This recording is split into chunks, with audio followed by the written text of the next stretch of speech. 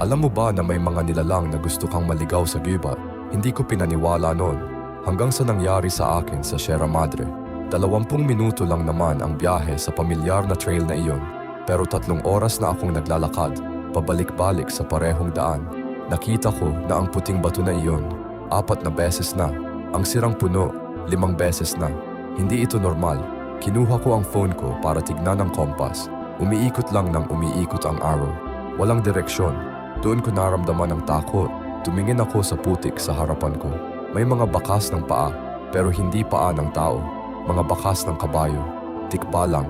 Binaliktad ko agad ang damit ko. Sinabi ng lola ko dati na ganoon ang gagawin. Biglang nawala ang mga tunog sa gubat.